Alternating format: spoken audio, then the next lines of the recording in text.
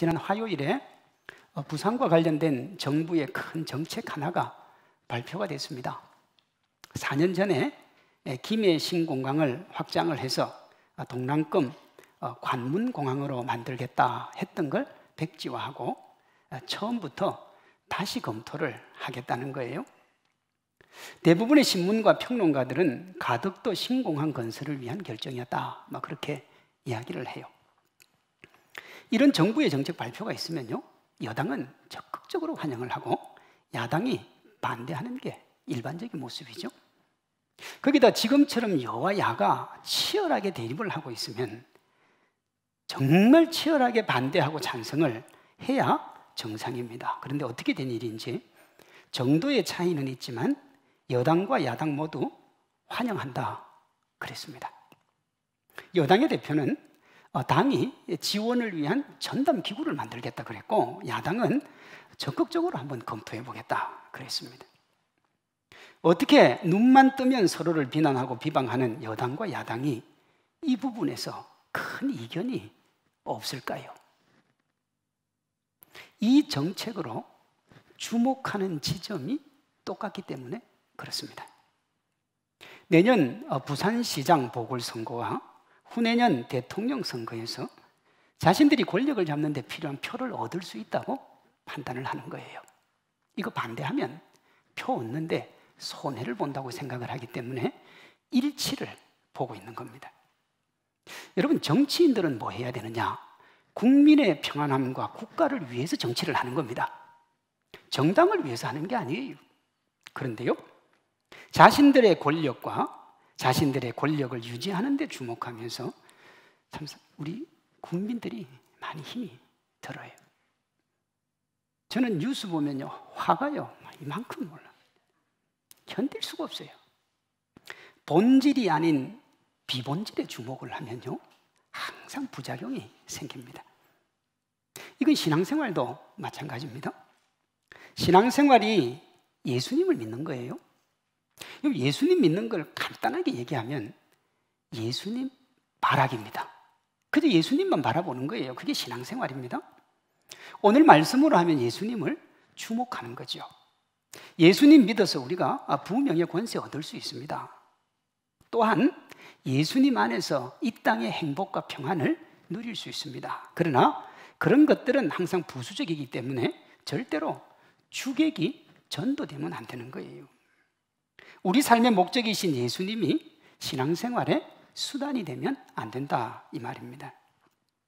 무슨 말인가 싶으실 텐데, 오늘 본문에 세 부류의 사람들이 나오는데 그들을 보면 알 수 있습니다. 두 부류는 목적이신 예수님을 수단으로 여기는 사람들이고, 한 부류는 목적이신 예수님을 위해 자기가 가진 것들을 10분 활용하는 사람들입니다. 이 세 부류의 사람들을 살펴보면서 예수님 바라는 것이 무엇이고 우리가 왜 예수님께 주목해야 되는지를 살펴보려고 합니다. 첫 번째 부류는 은금에 기대어 그것을 주목하며 사는 사람들입니다. 11절에 보면 베드로와 요한을 붙들고 있는 사람이 나와요. 사도행전 3장 2절은 이 사람을 나면서부터 못 걷게 된 사람이다, 그렇게 이야기합니다. 태어날 때는 못 걸었어요. 그런데 베드로와 요한을 통해서 예수님을 만나고 난 다음에 걸어요. 8절입니다. 뛰어서서 걸으며 그들과 함께 성전으로 들어가면서 걷기도 하고 그랬어요. 삶의 돌파구가 있는 거죠. 절대 이 삶은 내 삶이 아니라고 생각을 해도 그 삶을 살 수가 있어요. 그런데도 불구하고 그는 물질이 삶의 이유였고 거기에 자신의 전부를 던졌습니다. 믿지 않는 사람들 중에 적지 않은 사람들이 이렇게 은금에 기대어 삽니다. 이들은 때로 비굴하고 비참한 일을 당해도 참습니다. 왜 참는가? 은과 금이 없어서 당하는 수모에 비하면 그 정도는 견딜만 한 거예요. 그래서 어느 시인의 말처럼 직장 상사에게 꾸지람을 듣고 코가 삐뚤어지도록 저녁까지 술을 마시고 그 다음날 아무 일도 없었다는 듯이 직장으로 향해요. 이해할 수 있습니다, 여러분. 돈이면 안 되는 것이 없다는 세상을 살아가고 있기 때문에 이해할 수 있어요. 문제는 11절에 나오는 하나님의 집에 있었던 거린처럼 신앙생활을 하는 교회 다니는 사람입니다. 거린은 교회에 있었는데요, 예수님한테는 전혀 관심이 없었어요. 예배당 입구에 있었는데 예수님은 관심이 없어요. 오직 그의 관심은 은과 금이었습니다. 여러분, 세상에서 물질을 구걸하는 건 말이 됩니다. 어느 학자의 말처럼 돈이 신의 자리를 차지한 우리 시대에는 막 그렇게 살아가는 게 또 당연한지도 몰라요. 그러나 그가 있는 곳은 세상이 아니라 교회입니다. 교회에서 가장 중요한 것은 은금이 아니라 예수님이죠. 우리가 예수님에게 물질 구할 수 있다 그랬습니다. 부명의 권세 구할 수 있습니다. 자녀의 행복한 미래 구할 수 있어요. 그러나 그것보다 훨씬 더 주목하고 바라봐야 될 분이 누구냐? 예수님이요. 예수님을 믿는 사람들은 예수님보다 은금을 더 구하거나 거기에 휘둘리면 안 되는 거예요. 그렇게 되면 이렇게 됩니다. 만일 그리스도 안에서 우리가 바라는 것이 다만 이 세상의 삶뿐이면, 전제를 하나 딱 달았습니다. 만일 그리스도 안에서 우리가 바라는 것이 이 세상의 삶뿐이면, 그 다음에요, 모든 사람 가운데 우리가 더욱 불쌍한 자이리라. 이 말은 이 땅을 살아가는 이 중에 가장 불쌍한 사람이 예수님 믿지 않는 사람이 아니라는 겁니다. 우리는 그렇게 알고 있죠. 예수님 안 믿는 사람이 불쌍하고 무조건 교회 안에 들어와야 된다, 그렇게 생각하는데 예수님은 그렇게 얘기 안 해요. 진짜 불쌍한 사람이 누구냐? 예수님 믿는다고 하면서도 예수님보다 세상 것에 더 주목해서 세상의 것을 구하고 바라는 사람, 그 사람이 가장 불쌍한 사람이에요. 그러면 우리가 예수님 안에서 먹고 사는 건 도대체 그럼 목사님 어떻게 해야 됩니까? 제가 누누이 말씀을 드립니다만, 우리가 예수님을 주목하고 바라보면 하나님께서 우리에게 참 자유와 기쁨 주시고 물질을 덤으로 주실 줄로 믿습니다. 마태복음 6장이요. 그러므로 염려하여 이르기를 무엇을 먹을까, 무엇을 마실까, 무엇을 입을까 하지 말라. 이는 다 이방인들이 구하는 것이라 너희 하늘 아버지께서 이 모든 것이 너희에게 있어야 할 줄 안다 그랬습니다. 그런즉 너희는 먼저 그의 나라와 그의 의를 구하라. 그리하면 이 모든 것을 너희에게 뭐 해주겠다고요? 더 해주겠다 그랬습니다. 물질이 아니라 예수님이고, 예수님이 우리에게 명령하신 하나님 나라 확장이 그리스도인의 사명입니다. 오늘 본문은 그걸 뭐라고 했냐? 증인이라 그랬습니다. 그렇게 예수님께 주목하는 삶을 살면 주님이 우리 삶을 책임져 주실 줄로 믿습니다. 우리 모두가 하나님 나라 의를 구하는 삶을 살고 물질을 덤으로 받는 행복한 하나님의 사람들 되시기를 주님의 이름으로 축원합니다. 두 번째 부류는 자기보다 나은 사람을 주목하는 사람이에요. 12절에 보면 나면서부터 걷지 못하는 사람을 일으켜 세운 베드로와 요한을 주목하는 사람이 나옵니다.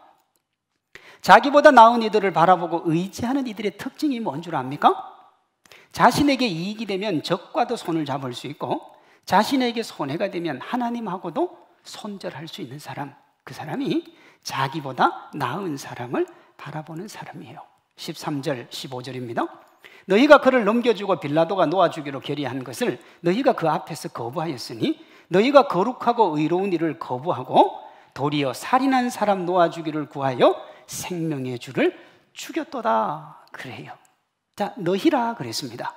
내 앞에 있는 너희가 누굴 죽였다는 거예요? 예수님을 죽였다는 겁니다. 그런데 베드로가 알쏭달쏭한 얘기를 해요. 17절에 보면 너희가 모르고 이런 행동을 했다 그래요. 왜 몰랐을까요? 아니, 정말로 이 사람들이 몰랐을까요? 여러분, 그렇지 않습니다. 그들은 자신이 무엇을 하는지 몰랐던 게 아니라 예수님과 자신들의 이해가 맞아떨어지지 않았던 거예요.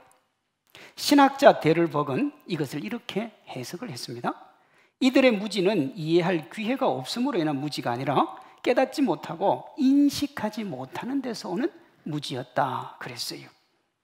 13절, 15절 배경을 알면 우리가 이걸 훨씬 잘 이해할 수 있습니다. 13절, 15절 배경이 마가복음 11장과 마태복음 27장이에요. 먼저 마가복음 11장입니다. 많은 사람들은 자기들의 겉옷을, 또 다른 이들은 들에서 벤 나뭇가지를 길에 펴며 앞에서 가고 뒤에서 따르는 자들이 소리 지르되 호산나 찬송하리로다 주의 이름으로 오시는 이여 그랬습니다. 예수님이 예루살렘으로 입성을 하셨어요. 3년 동안 이 유대인들은 예수님이 뭘 하시는지를 봤죠. 죽은 자도 살리시고 보리떡 5개 물고기 2마리로 5,000명 먹이는 것도 봤고, 그러니 이 능력의 예수님이 예루살렘으로 들어가서 이제 우리를 로마의 앞집에서 구원해 주시는가 보다, 그렇게 생각을 하고, 여러분 밤에 이불이 되는 겉옷을 벗어서 길을 만들고 나뭇가지를 베서 호산나를 외쳤습니다. 그렇게 외친 큰 목소리를 10절은 이렇게 말합니다. 찬송하리로다 오는 우리 조상 다윗의 나라여 가장 높은 곳에 호산나 하더라. 근데 호산나의 뜻이 뭐냐 그러면 구하옵나니 이제 구원하소서 하는 뜻입니다. 예수님이 가면 다윗 왕국이 올 거예요. 이스라엘 나라 백성들이 가장 좋아했던 나라가 다윗 왕국이거든요. 그런데 그렇게 환영을 하고 기뻐했는데 마태복음 27장에 보면 예수님이 자신들의 기대와는 반대로 초라한 죄인으로 빌라도 앞에 무릎을 꿇고 있습니다. 그 모습을 본 이 사람들이 돌변을 합니다. 예수님을 환영하던 소리보다 더 큰 소리로 예수님을 죽이라고 함성을 질러요. 마태복음 27장 21절입니다. 총독이 대답하여 이르되 둘 중에 누구를 너희에게 놓아주기를 원하느냐? 이르되 바라바로소이다. 빌라도가 이르되 그러면 그리스도라 하는 예수를 내가 어떻게 하랴? 그들이 다 이르되 십자가에 못 박아야 하겠나이다. 빌라도가 이르되 어찌미냐? 무슨 악한 일을 하였느냐? 빌라도가 볼 때는 아무 문제가 없어요. 이 말을 하니까 그들이 논리나 상식을 가지고 얘기하는 게 아니고 그들이 더욱 소리질러 이르되 십자가에 못 박혀야 하겠나이다. 이미요 감정이 상해버렸어요. 논리도 필요 없어요. 아무것도 필요 없어요. 나에게 도움이 안 되는 거예요. 그러면 예수님은 죽어야 되는 거예요. 유대인들이 주목한 것은 목적으로서의 예수님이 아니라 자신들의 목적을 성취할 수단인 예수님입니다. 목사님, 그 말이나 예수님 따르는 건 똑같지 않습니까? 아니요, 전혀 다릅니다. 예수님을 주목한다는 것은 어떤 경우에도 우리가 누굴 따라가겠다는 거예요? 예수님 따라가겠다는 거예요. 이와 달리 예수님이 목적 성취의 수단이라는 것은 자신들의 목적만 이룰 수 있다면 누구라도 예수님이 될 수 있는 거예요. 아니, 무엇이라도 예수님이 될 수 있는 겁니다. 세상에서야 달면 삼키고 쓰면 뱉는 인간관계가 비일비재하지요. 대표적인 게 뭐냐? 유전, 무죄, 무전, 유죄입니다. 권력이 있을 때는 온갖 아부 떨다가 권력에서 밀려나면 안면 몰수하는 게 세상입니다. 목사님, 너무 세상을 그렇게 비관적으로 보는 건 아닙니까? 안 그래요? 11월 15일 신문에 이런 제목의 기사가 났습니다. 이방카 자녀들 학교에서 쫓겨나. 이방카가 누구냐 그러면 트럼프 대통령이 가장 사랑했던 딸입니다. 이 이방카가 한마디 하면 정책에 영향력을 미쳤습니다. 이 이방카가요 지난 4년 동안 힘을 휘둘렀는데 그 힘이 무소불위였습니다. 한국에 오면요 누가 그 이방카를 맞이할 것인가? 장관이 할 건가 누가 할 건가? 여러분 그 정도, 이 이방카는 장관도 아니에요. 그냥 트럼프 딸이라니까요. 그런 그의 자녀들이 사립학교에서 쫓겨났어요. 쫓겨난 이유가 뭔 줄 압니까? 이 부부가 코로나 방역 지침을 안 지켰다는 거예요. 쉽게 말하면 마스크 착용 안 했다 이 말입니다. 공식 석상에 있으면서. 정말 이유가 그겁니까? 제가 볼 때는 그렇지 않습니다. 제가 볼 때는 트럼프가 재선을 못했기 때문에 이런 일이 벌어진 거예요. 권력에서 멀어진 거지요. 그러니까 사람들이 원칙이라는 이름으로 얼굴을 바꾸는 겁니다. 그럼 그것이 원칙이었으면 전에 마스크 안 쓸 때 쫓아냈어야죠. 왜 이제 쫓아냅니까?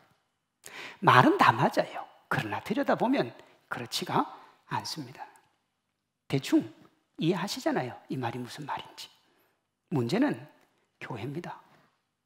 교회도 사람 사는 곳이니까 막 그렇게 해도 되겠습니까? 안 되지요. 그런데 왜 교회에서도 이런 일이 일어날까요? 사람이 신이 되고 사람을 이렇게 대단하게 보고 예수님께 주목을 해야 되는데 세상처럼 사람에게 주목을 해서 그렇습니다. 저는 예수님을 십자가에 못 박으라고 외치고 실제 죽음에 이르게 한 지 몇 달도 지나지 않은 사람들이, 왜요? 예수님 십자가에 못 박힌 지 2달도 안 지났습니다. 지금 이때가요. 그렇던 이들이 예수님을 추종하는 이들의 우두머리인 베드로라는 것을 잘 알면서도 그 베드로를 주목하고 있다는 사실이 섬뜩합니다. 베드로하고는 함께 할 수가 없어요. 그 스승을 죽인 사람들이잖아요. 그걸 베드로가 다 봤는데. 그런데 어떻게 베드로에게 가가지고 여러분 베드로를 주목하고 베드로에게 붙고 베드로를 껴안고 그게 말이 됩니까? 절대로 있을 수 없고 있어서도 안 되는 일이에요. 예수님을 믿으면서 자신보다 예수님 더 잘 믿는 사람 의지할 수 있습니다. 위로 얻을 수 있어요. 베드로와 요한처럼 서로가 서로를 격려하며 힘이 되어줄 수 있습니다. 그러나 그 의지와 신뢰가 예수님을 넘어서면 안 되는 거예요. 처음에는 신앙 좋은 분 의지할 수 있습니다. 따를 수 있어요. 그러나 선이 있어요.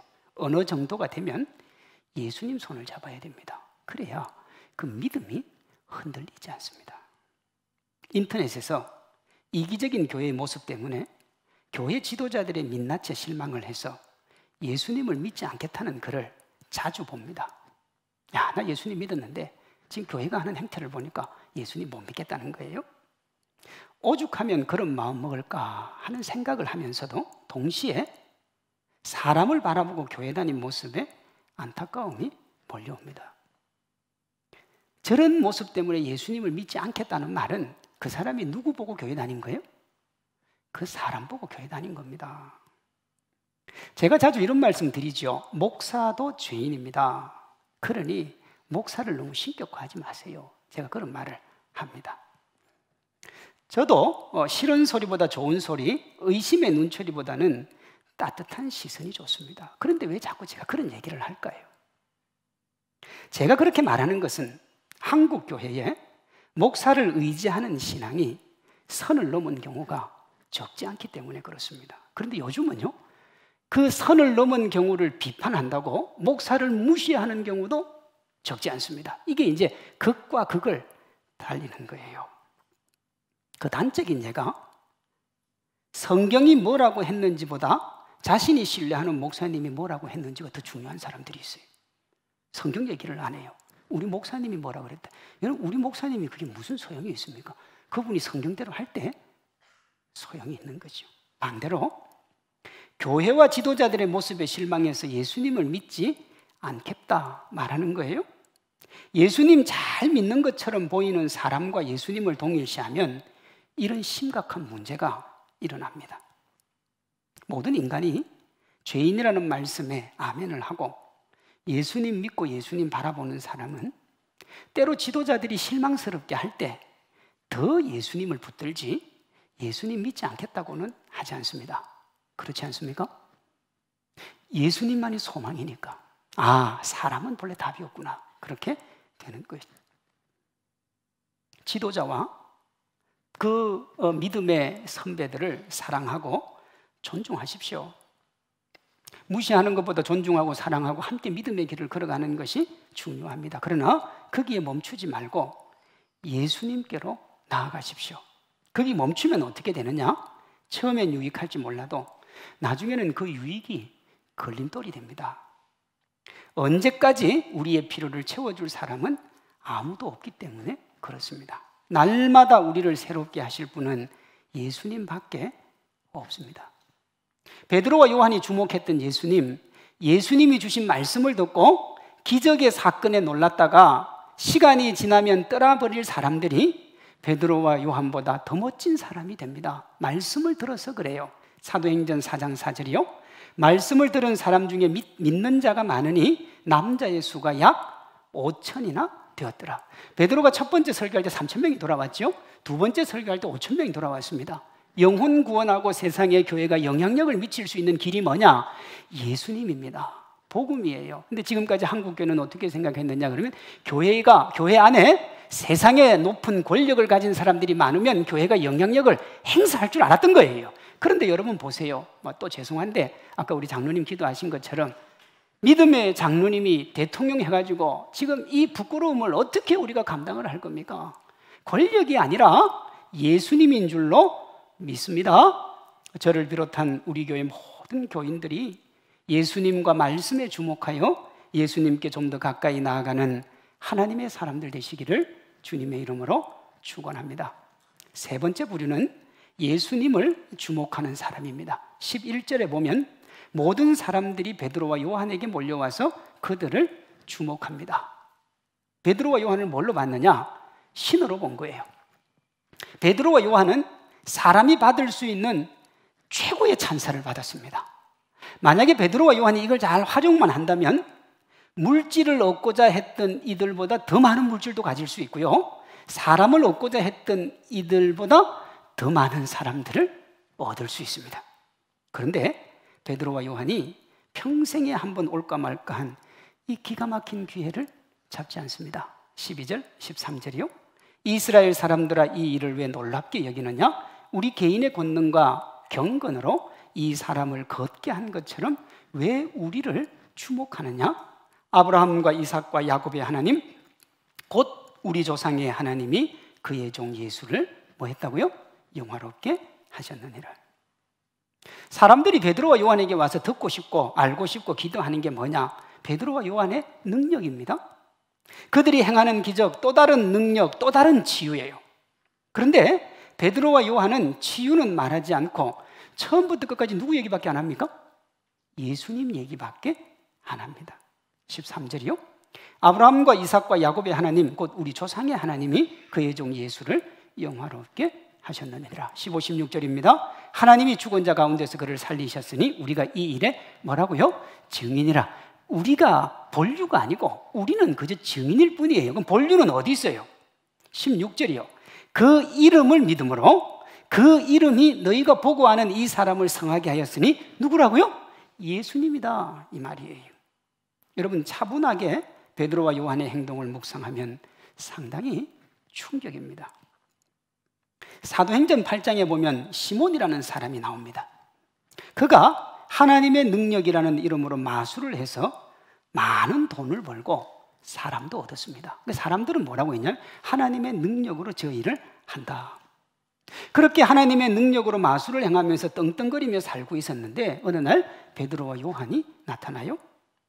이들이 등장해서 성령의 임재가 나타나자 시몬이 보니까 자기가 지금까지 행한 마술은 아무것도 아닌 거예요. 그래서 마술사 시몬이 베드로와 요한에게 돈을 싸들고 와서 그 능력을 좀 달라고 그럽니다. 시몬이 사도들의 안수로 성령 받는 것을 보고 돈을 들여 이르되 이 권능을 내게도 주어 누구든지 내가 안수하는 사람은 성령을 받게 하여 주소서. 돈을 싸들고 왔단 말이에요. 오늘 본문이 사도행전 8장 상황과 별반 다르지 않습니다. 그러므로 베드로와 요한이 마음만 먹으면 차고 넘치는 재물, 그리고 그를 추종하는 사람들을 만들 수 있습니다. 그런데 베드로가 그걸 포기를 해요. 세상 모든 사람들의 소망을 내려놓습니다. 곰곰이 여러분들 한번 생각해 보면 이건 충격적인 결단입니다. 궁금하지 않습니까? 어떻게 베드로와 요한은 그 좋은 기회 잡는 대신 예수님을 주목하고 사람들을 예수님께로 이끌 생각을 했을까요? 돈으로 하나님의 능력을 사서 자신의 재물과 인적 네트워크를 지키려고 했던 마술사 시몬의 행동에 대한 베드로의 대답에서 그의 행동을 유추할 수 있습니다. 사도행전 8장 20절이요. 베드로가 이르되 네가 하나님의 선물을 돈 주고 살 줄로 생각하였으니 네 은과 함께 네가 망할지어다. 하나님 앞에서 내 마음이 바르지 못하다 그랬어요. 충격적인 얘기 아닙니까? 네 은과 함께 네가 망할 거라는 거예요. 마술사 시몬은 돈으로 자신이 누리던 재물과 사람을 지키고 싶어 했고 그럴 수 있다고 생각했어요. 내가 돈만 있으면, 나 주변에 좋은 사람만 있으면 내가 이 세상을 떵떵거리며 살고 내 인생을 지킬 수 있다고 생각을 한 거예요. 이에 베드로가 시몬의 마음이 바르지 못하다고 말합니다. 잘못 생각한다는 거예요. 잘못된 생각으로 잘못된 것을 주목하고 있다는 겁니다. 그러면서 베드로는 계속 그렇게 하면 네가 바라고 의지하는 재물, 네가 구축한 인적 네트워크와 함께 네가 망할 거라는 거예요. 망할. 여러분, 이 베드로가 이렇게 말한 데는 자기의 경험도 있습니다. 베드로는 예수님과 함께 3년을 있으면서 은 30냥의 예수님을 판 가룟 유다를 통해서 재물이 어떻게 사람을 분별력이 없는 것으로 만드는지를 자기가 친히 봤어요. 12명의 제자 중에요, 그 가룟 유다에게 예수님이 재물을 맡길 때 누구도 이의를 제기하지 않았습니다. 그 정도로 이치에 밝았던 사람인 거예요. 그런데 돈이 앞에 딱 떨어지니까 아무것도 안 보이는 거예요. 유대인들이 예수님을 십자가에 못 박는 모습 속에서 자기 목적에 기초한 신앙생활이 얼마나 무서운 결과를 낳는지도 봤습니다. 어떤 목적을 가지고 예수님께 다가오는 사람들이 결국은 예수님 죽이는 걸 봤단 말이에요. 이건 빌라도가 죽인 게 아니잖아요, 사실은. 하나님을 믿는다는 유대인들이 죽였지 빌라도가 예수님 죽인 건 아니에요. 근데 빌라도도 사실 억울할 거예요. 매 예배마다 우리가 뭐라고 합니까? 사도신경 할 때 빌라도가 죽였다 그러잖아요. 사실 빌라도가 나와서 얘기하면 나는 아니다라고 엄청나게 얘기하고 싶을 텐데 할 수 없어요. 이미 그래 됐기 때문에. 이에 비해서 예수님은 결코 흔들리지 않는 반석이요 산성이라는 걸 베드로가 봤어요. 가룟 유다의 폐륜적인 마음과 행동을 큰 가슴으로 품으시는 걸 봤어요. 자신을 향해 돌을 던지는 사람들을 염려하시고 시정잡배만도 못한 자신을 안아주는 예수님의 사랑을 하긴 했죠. 그게 무슨 얘기입니까? 여러분, 한 소자 앞에서 예수님을 부인했어요. 그리고 마지막 저주할 때는 예수님과 아이 컨택을 했어요. 그런 베드로를 디베랴 바닷가에 오셔서 주님이 안아주셨어요. 베드로는 그걸 알고 있어요. 그때부터 베드로는 한순간도 자기의 시선을 주님에게서 떼지 않습니다. 누가 권력을 얘기해도, 누가 명예를 얘기해도 한순간도 그 눈길을 버리지 않아요. 이걸 간접적으로 잘 보여주는 게 베드로 죽음에 대한 전승입니다.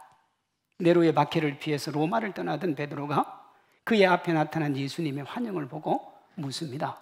코바데스 도미네. 도미네가 주님이에요? 코바데스, 주님 어디로 가십니까? 그때 예수님이 나는 네가 버리고 가는 로마에 가서 십자가를 다시 지기 위해 그곳으로 간다. 그 말 듣고 베드로가 다시 로마로 돌아가지 않습니까? 돌아가서 복음 전하다가 잡혀서 순교를 당합니다. 우리가 기독교 역사에서 보는 위대한 하나님의 사람들의 특징이 뭐냐? 전부 예수님 바라기들이었습니다. 지하에 마을을 세우고 살았던 카타콤, 터키에 가면 그 터키 지하 집이 13층짜리입니다. 깊이가 60m예요. 거기 파고 수십 년 거기서 자녀 놓고 거기서 살았습니다. 왜 빛도 보지 못하고 그곳에서 살았습니까? 주님 바라보고 주님과 사는 것보다 더 큰 영광이 없다고 믿었기 때문에. 지금 여러분 6.25 전쟁이 지난 70년이 지난 지금도 북한에 예수님을 믿는 사람들이 있습니다. 잡히면 총살이고요, 고사포로 죽이기도 하고요. 제가 들었던 얘기는 크리스찬들을 길에다 두고 탱크로 밀었다는 얘기도 저는 들은 적이 있습니다. 근데 왜 그 사람들은 그렇게 살까요? 주님보다 더 귀한 게 없기 때문에 그렇습니다. 신사참배를 반대하다가 죽임을 당한 그 주기철 목사님 계시지 않습니까? 그분들은 한결같이 예수님만 바라봤습니다. 베드로를 비롯한 이분들, 오직 주님만 바라보고 살았던 그분들이 오늘 돈과 명예와 권력을 추구하는 우리, 세상의 힘과 권력을 예수님보다 더 많이 좋아하는 우리에게 믿음의 조언을 한다면 아마 이 말씀을 하지 않겠습니까? 여호와께 피하는 것이 사람을 신뢰하는 것보다 나으며 여호와께 피하는 것이 고관들을 신뢰하는 것보다 낫다. 베드로와 요한이 왜 우리를 주목하느냐 그 말을 한 것, 우리가 믿음을 가지고 되돌아보면 내가 왜 기도하고 내가 왜 예배를 드려야 되는지를 다시 한번 돌아보게 하는 겁니다. 독일의 어느 성당에 이런 글이 새겨져 있다고 그래요. 너희는 나를 구세주라 부른다. 그러나 나에게서 구원을 바라지 않는다. 너희는 나를 빛이라 부른다. 그러나 나를 믿지 않는다. 너희는 나를 길이라 부른다. 그러나 그 길로 가지 않는다. 너희는 나를 생명이라 부른다. 그러나 그 생명을 얻으려 하지 않는다. 너희는 나를 스승이라 부른다. 그러나 나를 따르지 않는다. 너희는 나를 훌륭하다고 부른다. 그러나 나를 사랑하지 않는다. 너희는 나를 현명하다고 부른다. 그러나 나에게 묻지 않는다. 너희는 나를 주님이라고 부른다. 그러나 나를 섬기지 않는다. 너희는 나를 전능하다고 부른다. 그러나 나를 신뢰하지 않는다. 그러므로 내가 장차 너희를 모른다고 할지라도 놀라지 말라. 놀라지 말아요. 근데 여러분, 놀라는 사람이 있어요. 평생 물질만 구했어요? 평생 자기 유익만 구했어요. 하나님 나한테 이룰 수 있느냐고 매일 자기중심적으로 신앙생활을 했어요. 주님은 뭐라고 하느냐? 그렇게 신앙생활을 했으면 나중에 내가 너를 모른다고 할 때는 놀라지 말라고 하는데 또 놀래요. 또 거기서. 여러분, 놀라는 그 사람을 보고 우리가 놀래야 됩니다. 이 말에 성경 버전이 앞에서 살펴본 고린도전서 15장 19절입니다. 만일 그리스도 안에서 우리가 바라는 것이 이 세상의 삶뿐이면 모든 사람 가운데 우리가 더욱 불쌍한 자이리라. 크리스찬은 자기 유익을 넘어 하나님의 기쁨이 되어야 됩니다. 은과 금으로 대변되는 세상의 물질명의 권세를 추구하는 것은 자기 유익을 위한 거지요. 자신이 원하는 것에 집중하고 그것을 약속하는 사람들을 바라보는 것도 자기를 위한 겁니다. 그렇게 예수님 믿으면 결국에는 사람도 잃고 예수님도 잃게 됩니다. 우리가 예수님께 주목해야 이 슬픈 삶을 뛰어넘게 됩니다. 예수님을 바라보고 의지하며 예수님과 함께 가면 예수님이 물질로 나아가는 삶보다, 사람을 의지하는 삶보다 훨씬 더 멋지고 행복한 삶 열어주실 줄로 믿습니다. 오늘 본문은 우리 주님이 역사의 주관자요, 생명의 주인이다, 그렇게 이야기합니다.